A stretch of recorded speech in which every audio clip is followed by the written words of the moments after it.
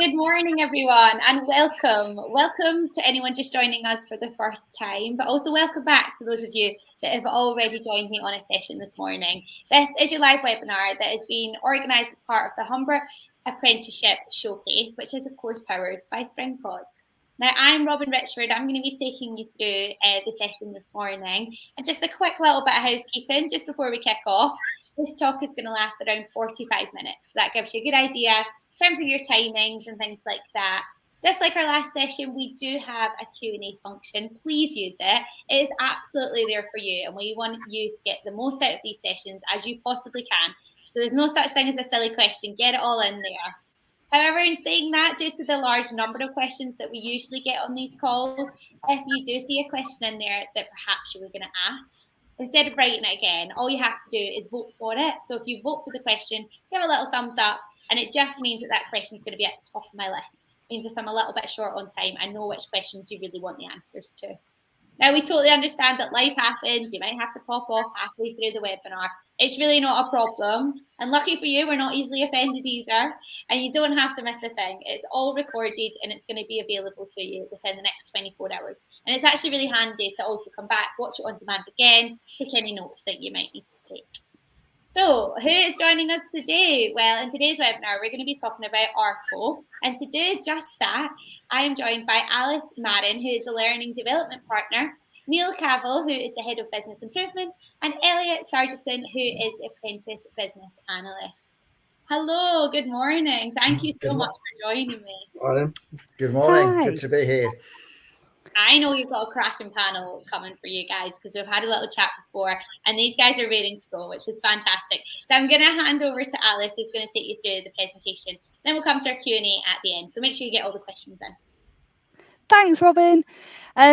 So thanks for having us, firstly. So we've got a couple of slides that we're going to work through, but we'll look forward to you guys with your Q&A at the end. We are going to start off. We'll introduce ourselves a little bit, I guess. So I'm Alice Marin. I'm the Learning and Development Partner, as Robin said. We've been doing apprenticeships for a couple of years now, but I've only just started doing it sort of in this last year. It's just an amazing part of my role, to be fair. It's opened up a whole new world that I didn't even realise was there. And it's great. It's a great time actually because it's really growing as part of Arco. So it's been lovely to be part of. So I'm really excited that we get the opportunity to talk a little bit about that. I will then lead over to Neil, who is going to do the first part of the presentation and introduce. Thanks, Alice. Good morning. It's now good afternoon, everybody. It's in between time, isn't it? So, as Alice said, my name is Neil Cavill. I am Head of Business Improvement at Arco with responsibility for looking at the way we do things in the organisation, hopefully make them better. In terms of my reason for being here today, I'm very heavily invested in the apprenticeship programme on several levels, really. So over the last 2 or 3 years, I've recruited and onboarded some of our apprentices into the digital function, which I work, of which Elliot is one of those. I really enjoy doing that. Some of my existing team members who have been in business for quite some time, they are taking a qualification as part of the apprenticeship levy, which is a great opportunity for me to be able to upskill some of my existing team members. And then thirdly, I'm a governor at Rondeering UTC in Hull. And, it's a college which is really geared towards developing talent that we take into our organisation and others on an apprenticeship programme, of which one of those is Elliot. So I'll hand over to Elliot, who'll do a brief intro, but he's going to talk more about himself later on in the presentation. Thanks, Neil. I'm Elliot Sargison. I'm a business analyst apprentice at Arco. Currently in the 16th month of my 18th month apprenticeship. Obviously, I'll tell you a bit more about that later on. But I came through Rondeering UTC. Managed to do a little bit of work experience in the summer, and then that led on to me eventually getting an apprenticeship role here at Arco. As I said, I'll tell you a little bit more about that later, but that's all I have for me for now. Lovely. So Neil, do you want to start off? Yeah. So as much as this is about apprenticeships, and it will be, we just thought it would be useful just to set a scene a little bit about our organisation and the organisation in which we bring our apprentices into. So we've got a couple of little videos to take you through, actually. But yeah, that's what we do. We are, you'll see, we are the oldest provider of PPE, personal protection equipment and services in the UK. And our whole ethos is to make people's world safer. We keep people safe at work. So if you just click on Alice, I'm going to go through a couple of videos now. Now, unfortunately, because of the way the presentations is set up, we haven't got sound, so we'll play them. I might talk a little bit of the first video, and the second one I'll summarize at the end. But this video here is our TV advert from last year, which went around the various TV channels.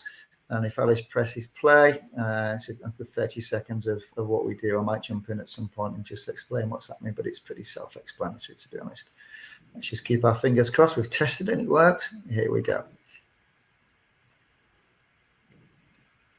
So I think what the video is trying to show is as much as it's about keeping people safe in the workplace, as you can see now, it's about ensuring that people come home every night to their loved ones. So it's that whole end-to-end looking after people in lots and lots of different environments.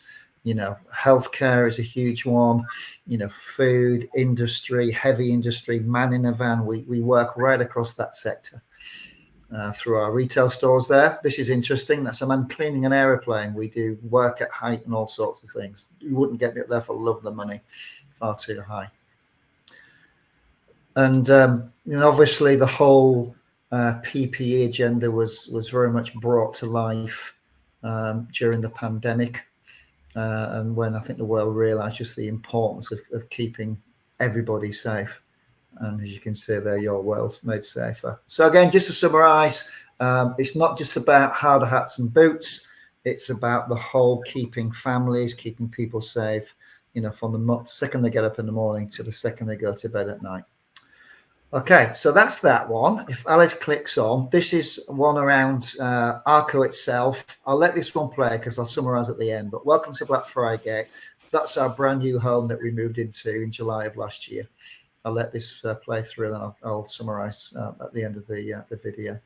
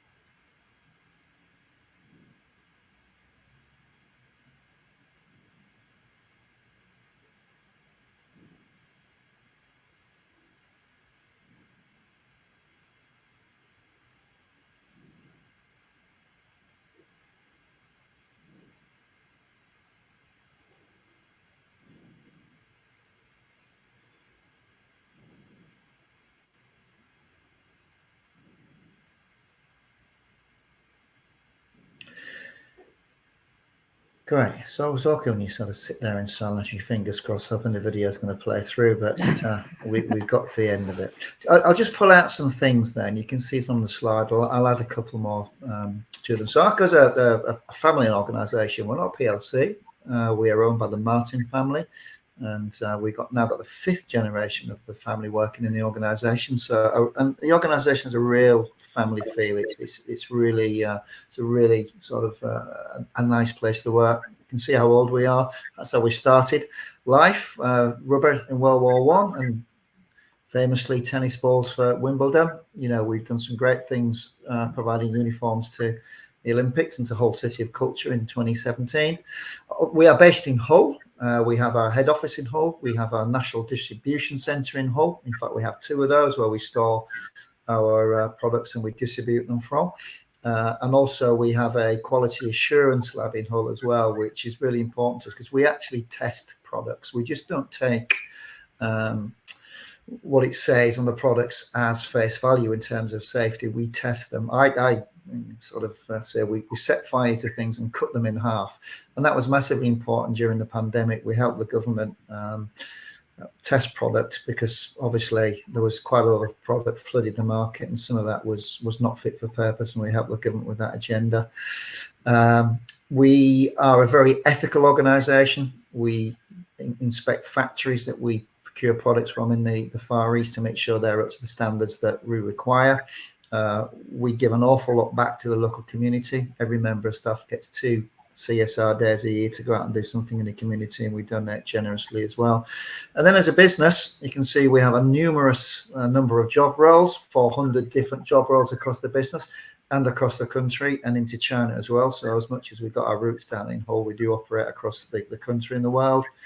On average, we have about 180 opportunities to join the organisation. So, you know, we are very proud of the fact that we do employ across all levels, and the apprenticeship program is something that over the last 2, 3, 4 years we've really invested heavily in. It's a massively integral part of the way that we recruit and the way that our future experts, as we call them, support our business both in the short term but equally moving forward into the longer term. So I think that's me, actually. So that's a bit about Arco, and you know, any questions, please drop them into the chat, and I'll be happy to answer those later on in the session. Over to you, Alice. Yeah, thank you. So like we said, we just wanted to do a little intro just to put in context, really, but we're sure you want to hear a bit more about apprenticeships, so we've gone on to that now. With our apprenticeships, I kind of touched on in my intro. We started paying the levy back in 2017. So we had, I guess, dabbled a little bit prior to that. We had an odd apprentice, but we hadn't officially started paying into the levy at that point.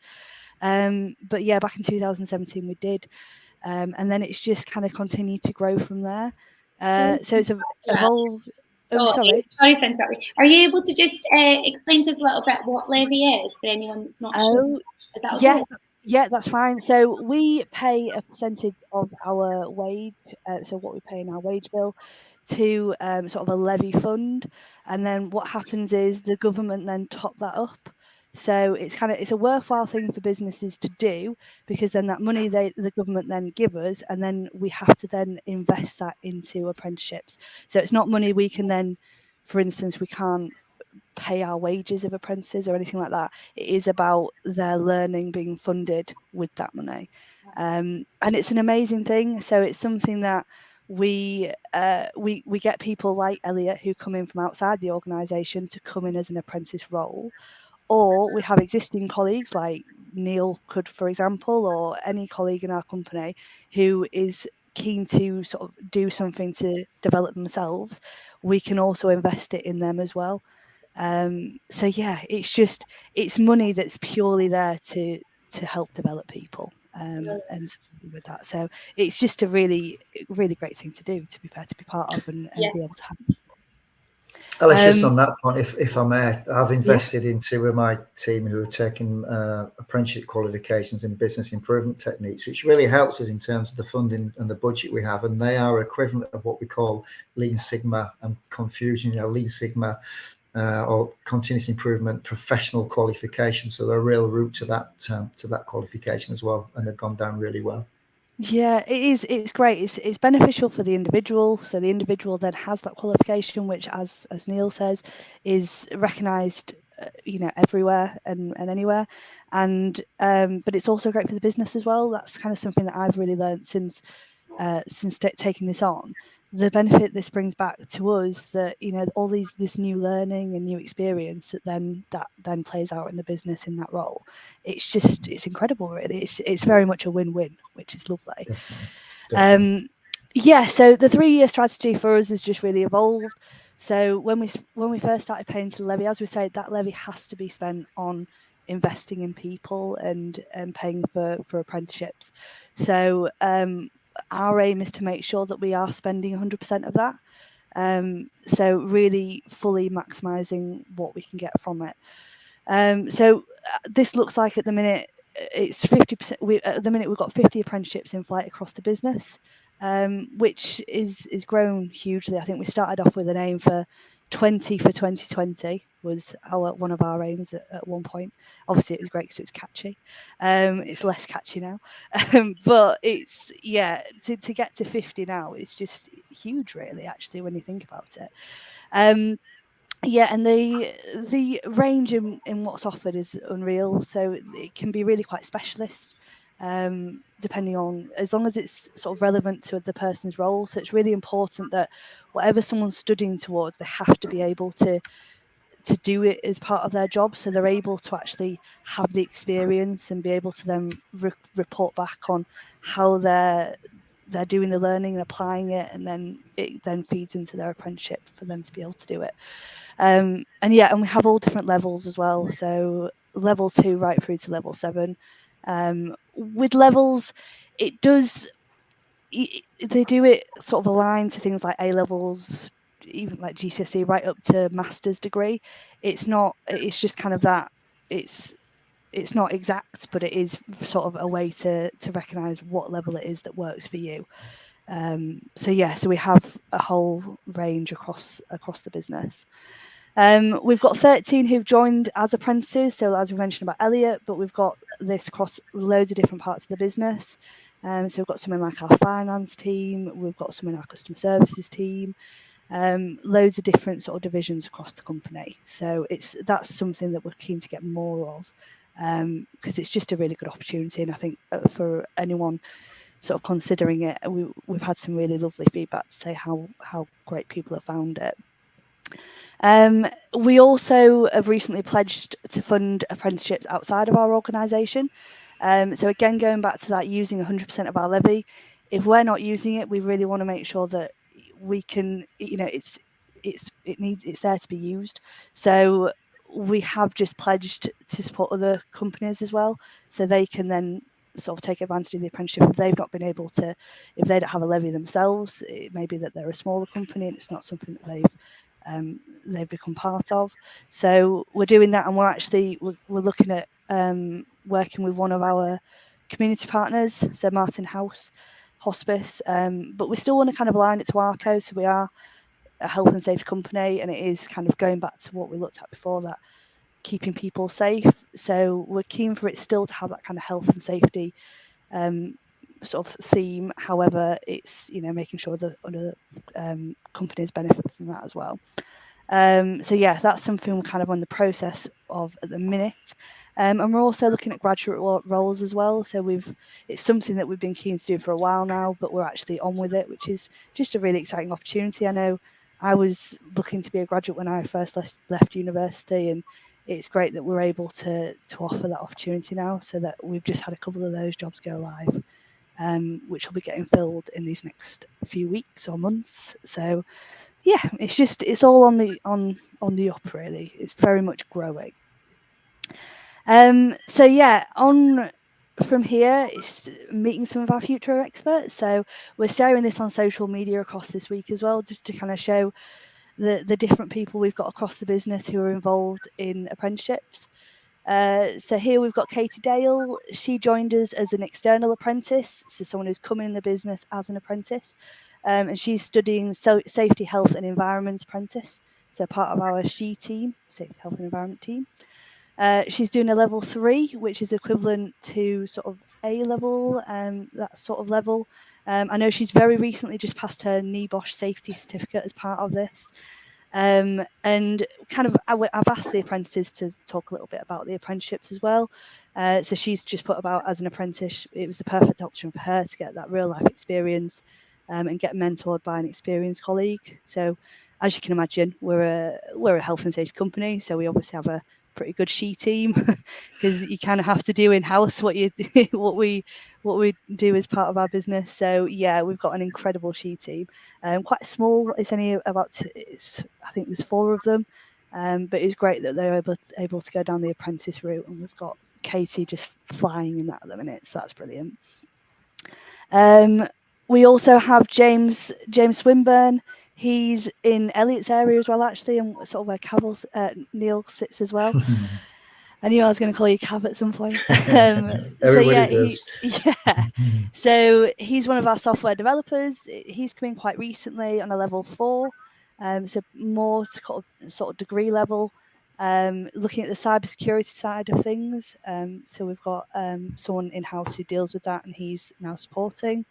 So he said he would definitely recommend apprenticeships, and he has actually, to a couple of his friends who weren't sure what they wanted to do. So it's nice that he's kind of definitely a bit of an advocate for that. We then have Chloe, again in the same area, another software developer who's part of the information. She's on an information management apprenticeship, again a level 4. So she's been surprised by how quickly she settled in at Arco, and if ever she needs any help or unsure on something that she's doing, there's always someone to ask. I feel like that's kind of echoed across the business. Probably one of the other favourite parts of my role is inducting people when they join. And it's lovely that across the board, really, that it is, well, as Cav said, it's a bit of a family, really. It's lovely. So, and I think people tend to get that vibe quite quickly. So yeah, it's just a very welcoming environment. We also then have Elliot, who is going to share his experience. So Elliot, do you want to tell us a little bit about your apprenticeship journey? Yeah, I start off with, I don't think my start to working life is the norm. Obviously, I came into the apprenticeship in the height of the pandemic. So it was enter the office, receive your gear, and it was straight back home. So it was kind of a harsh reality to deal with at the beginning. But straight away, I was set up with one-to-one meetings with people in my team, very important figures in the business. And I quickly realized that it was a bit like Alice has just said, one big family. Everyone is there to help each other out. Obviously, you're new to the role. Obviously, you're an apprentice, so you're not expected to know every single thing that role requires, because obviously you're learning at the same time. So everyone at any given time was there to help me out with anything that I needed, anything I was stuck with. And obviously, Neil played a very big figure in that, obviously always been available for me to talk to anytime. Obviously, because you're working from home, there's going to be times where things aren't going right, you're feeling a bit down, but everyone was always there just to give you a little pep talk and keep you working. Following on from basically just getting settled into the business, I was helping out the lead BAs on projects. We currently have a project going on called the Southern Safety Centre, which is we're opening a big safety hub in London. And I'm working just with the lead BA on that, helping him out with different scenarios. But following from that, obviously, as an apprentice, you then, as you work your skills up, you're allowed to work on things solo. So I had to deal with deliveries to Northern Ireland, helping out with a new process. But I actually got to design that process myself, and that's now that they was then starting to be used. So I think the confidence you get from actually working in a business scenario and in an environment, you can get it from anywhere else. Because obviously, if you go off to university or anything like that, you can work on a specific thing you want to do, but you're never going to know what that's like working it until you're in a business working on that. So I think the apprenticeship gives you a first-hand knowledge of what it's actually like to work in that specific role. So I think that in itself is something you can't get anywhere else. Then obviously the incentive that everyone always goes for is that you're learning, but you're earning at the same time. So you're also getting the knowledge of how to deal with money at a young age. But I personally can't recommend apprenticeships enough because it's helped me, I'd say, become a much more confident person in the things that I do. I think before I became an apprentice, I don't think I'd be able to sit here talking about the journey that I'd been on.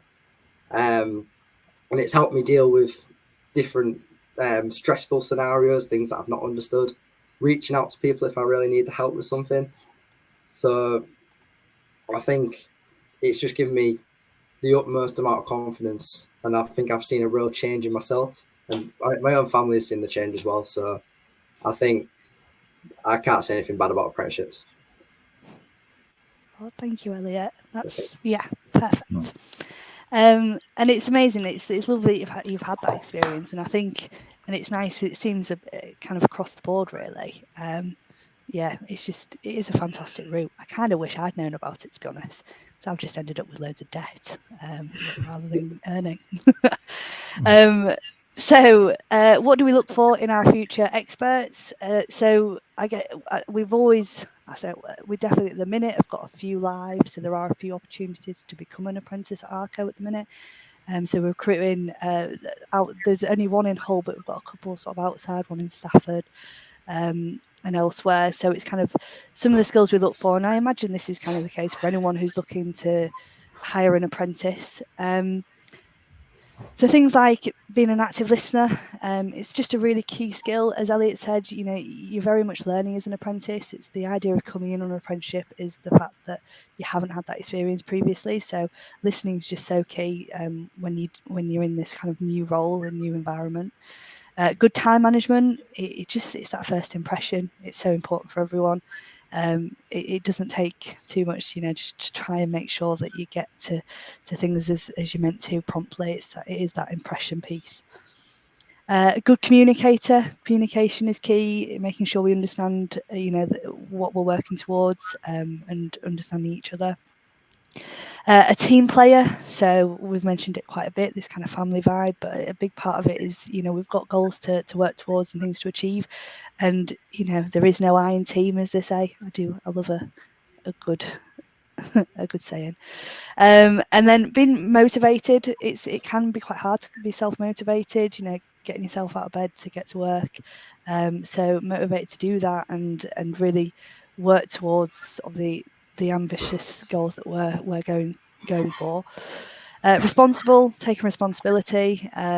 It's quite a new thing, I suppose, when you went to work and you are responsible for, as Elliot said, even like managing money for the first time, and it can be quite a big thing. So being responsible is definitely quite a key skill that we'd look for. And then finally, and probably the most important one, I think, it's just that positive attitude. It's something that, I work in at L&D, so learning development. We're always training people in new knowledge, new skills, but attitude is something that it's really quite difficult. It's not something you can train. It's something that, we want to see from the off. We want to see that someone's really got that positive attitude, because it's not necessarily something we'll be able to teach them. That's a key one. So finally, what someone would expect as an Arco colleague. So something that we kind of, as what we offer to anyone who joins Arco, whether an apprentice or a colleague who joins in any role. It's been part of a very colleague-focused company. So we're always striving to be a great place to work. And as part of that, it's like a great salary, really good benefits included in that. Things like your healthcare, your retail discount, your bike scheme. You can buy holidays. That's a really big one for me. So I get to have additional days off to try and meet the school holidays as best I can, because there's such a lot.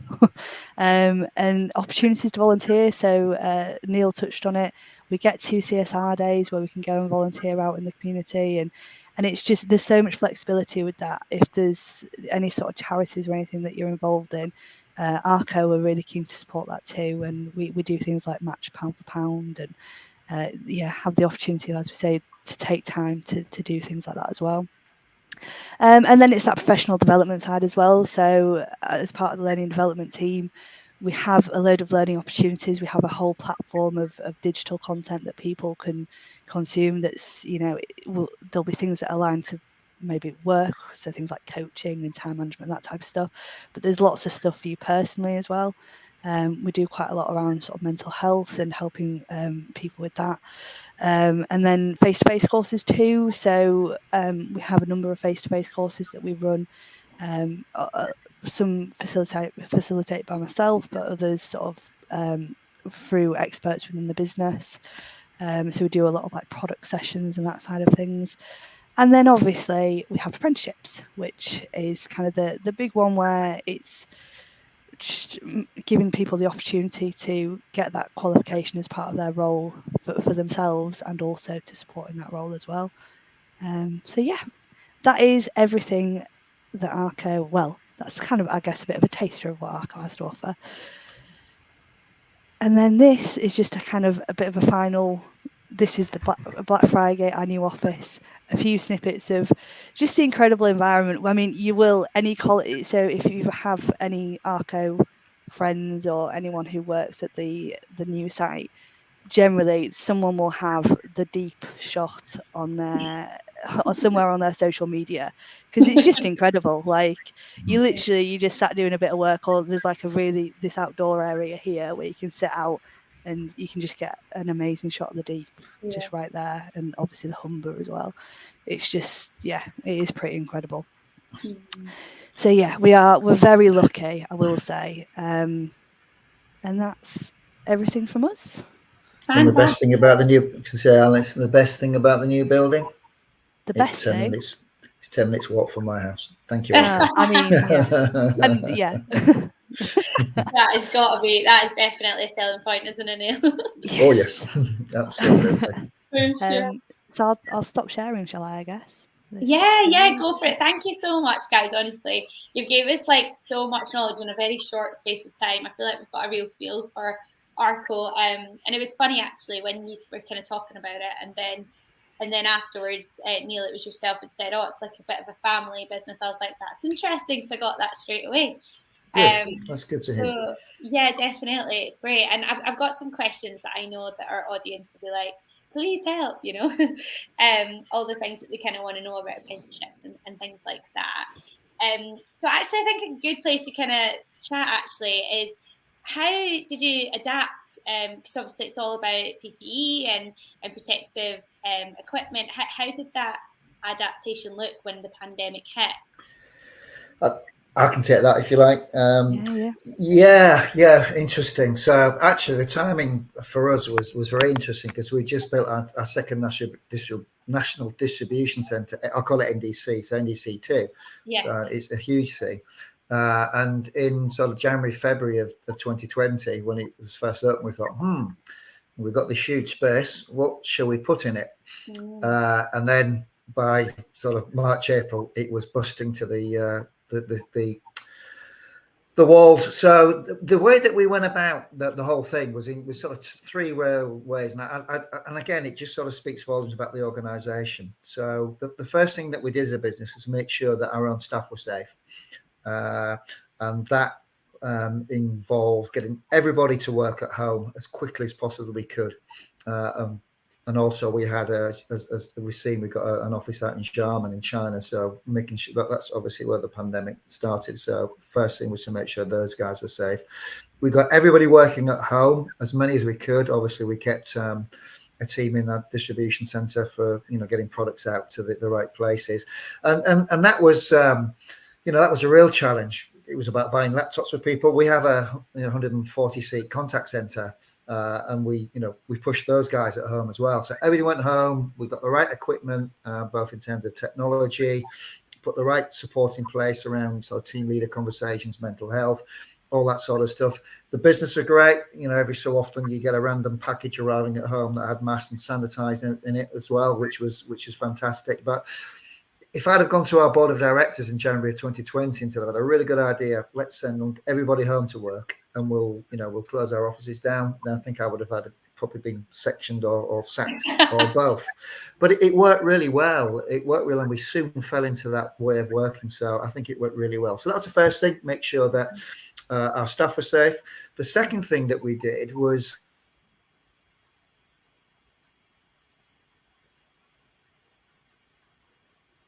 Oh, I've just lost Neil a little bit. I know, I have, yeah. Okay, great. I was just double checking that we all had. I think it's just He'll be a back. little bit. Oh, yeah. I know we were kind of touching just there on kind of working from home, Alice. Is it kind of still the case, or do you have to kind of be based in Hull in order to take up one of these apprenticeships?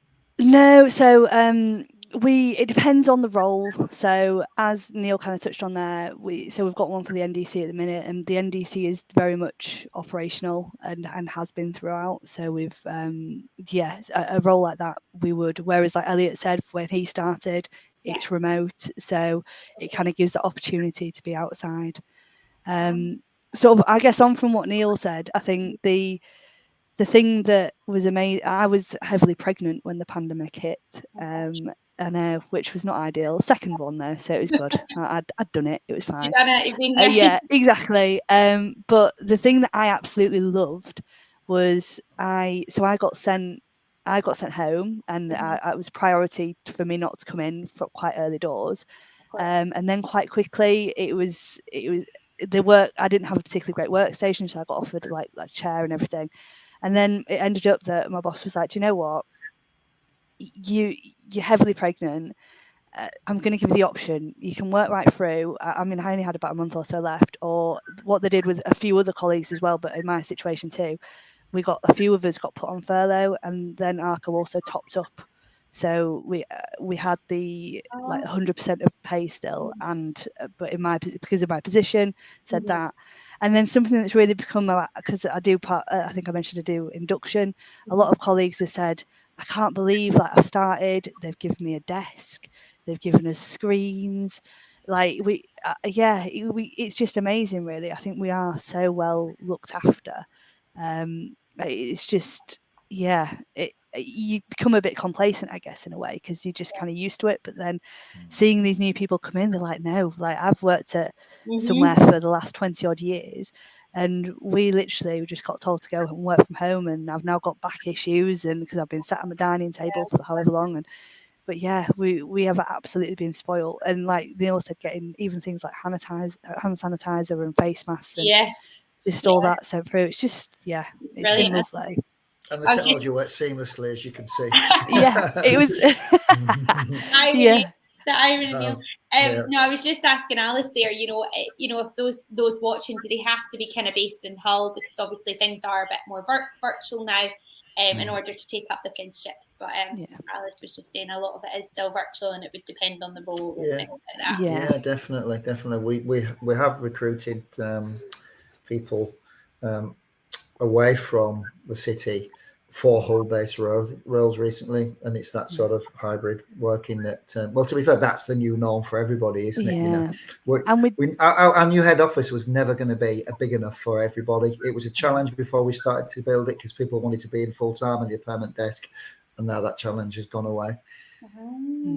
That's interesting, actually. So, like you say, it is going to be a permanent hybrid then. That's great. Absolutely. Amazing. Elliot, I would love to ask you a really simple question, but one that we haven't asked you just yet. And kind of what made you pick an apprenticeship at Arco over perhaps maybe college or university? So after my first year of college, our college offered us up a lot of different work experiences.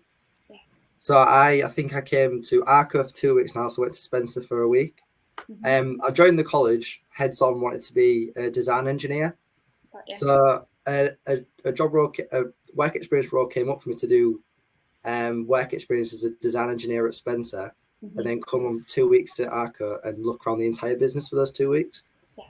So I did my week at Spencer doing the design engineering, and at the end of the week, because I've experienced it in the actual work environment and what it's like to work as a design engineer, I hated it. Did you? I absolutely hated it, but I think it was great that I did the work experience, because I finally realised that I didn't want to do that as a role, and didn't find out too late. Came on 2 weeks at Arco. Every single person was open to getting to know me, even though I was only there for, at the time, 2 weeks. Everyone was open to show me what their role is, how they're working. And I stumbled across a business analyst. Never heard of what a business analyst is in my life, but just got talking to someone in the role. really liked the look of it, really liked what they work on. And then started discussions with my college saying, is there any roles coming at Arco in the future for apprenticeship or whatever? Yeah. Luckily, in the end, something did pop up, and that's where I am today. But I think it was the thought of going into a business, seeing how it all runs, seeing how nice everyone is and wants to get to know you, and also the fact that I'd seen the person in the role and know exactly what it's like and what they're doing at the time. So I think having that hands-on experience of seeing what it's like before trying it, I think was a major step for me to move into it. Yeah, I bet it's a real insight as well, isn't it? And it's like you're actually seeing it for what it is, rather than kind of on paper, which is fantastic. I think what's really important as well is if people do that work experience, as well as looking at the organisation, make it an opportunity for you to sell yourself as well and make an impression. Because what Elliot hasn't said there is Elliot made such a great impression with us on his 2-week work experience. We just decided to get him.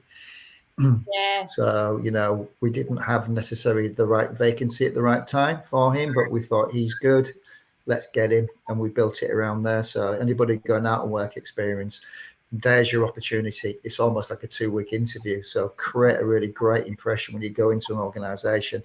They'll remember you, and when there's a vacancy available, you'll be right at the top of the queue. That is just, brilliant advice there, Neil. And I know we touched a little bit earlier on the kind of qualities you're looking for in an apprentice. Do you think there is kind of anything that you would recommend for those watching that are maybe like, I'd like to do an apprenticeship at Arco? What kind of things are you looking for them to be doing at the minute to kind of show they're proactive? So from our world, I work in digital, despite the fact I'm very old and grey. So typically the roles that we have in digital will be, as you've seen, some software development roles, the business analyst roles.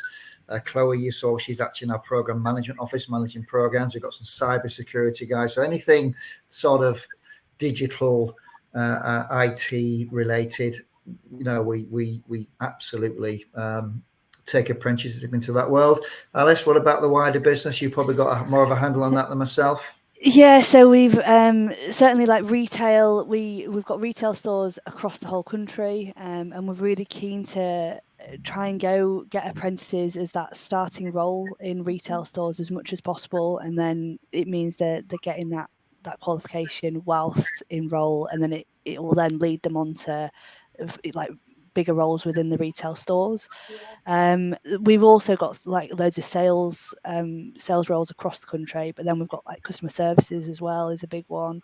Business and administration, we've got quite a few of them dotted in different parts of the business.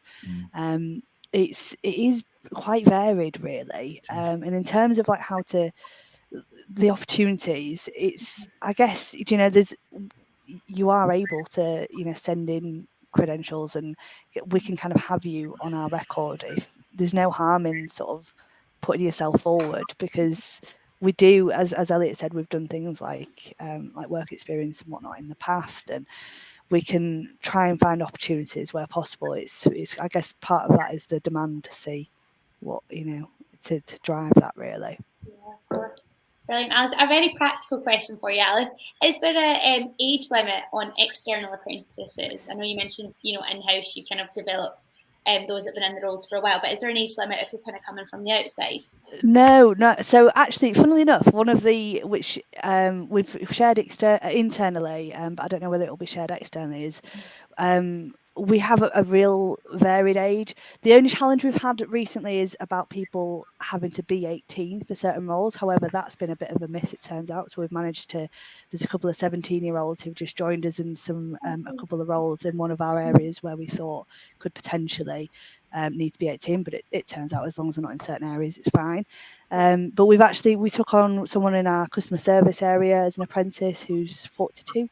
And I've just done a piece on her to share it internally, because there's a definite myth around it that you have to be in that sort of teens to 20s age bracket, but not at all. We're really open to it. Is just, we appreciate people have had different experiences and different opportunities, and for her it's a case that it was the IT side of things, of the systems, and in previous roles she'd not really been exposed to anything like that.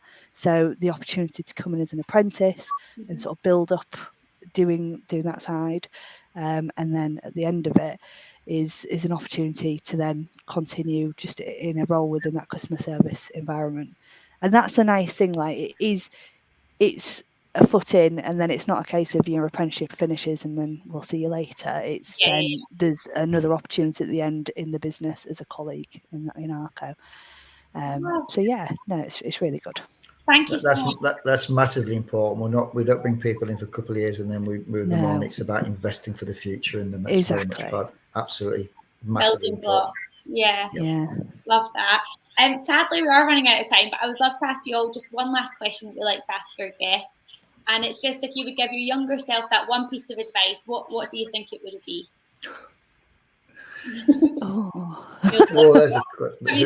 Here.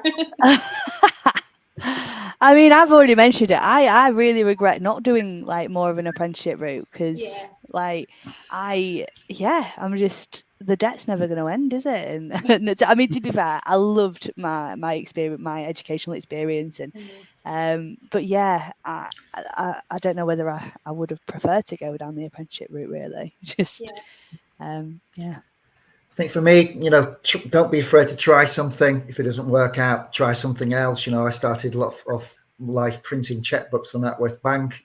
Here I am now. So, don't be afraid to take a risk and just soak up any opportunity that is given to you. That's brilliant life advice as well there, Neil, even outside of work, isn't it? Should be easy for you, Elliot. You're still young. If I'm being honest, it'd be, don't be too stressed if there's something you can't do, and make sure you ask for that help. Because I've been a sucker for it in the past where, and to be fair, still to this day a little bit, where if I can't do something, I need to figure it out myself. I don't want to ask someone else. I think it's maybe a bit of pride or whatever, because I want to be able to fix it myself. But there's many people out there that can help you with anything. So don't be too afraid to ask someone for that help, because if anything, it'll make you better following it. So just, if you need help and you're stuck, just ask for it. Amazing. Well, I think that is the perfect way to finish. Thank you so much for that, Elliot. And thank you so much, all three of you, for joining us. It's really been a pleasure. And it's gone so quickly. My goodness, it's flown by. But again, thank you so much. And for you guys, thank you for joining us. I hope you got all the nuggets of wisdom that you needed, and you're as inspired as I am about Arco. And hopefully I'll see you again on the other sessions as well. So I'll see you soon. Thanks for having us. Thanks, guys. Enjoyed that. Thank you. Bye. Bye.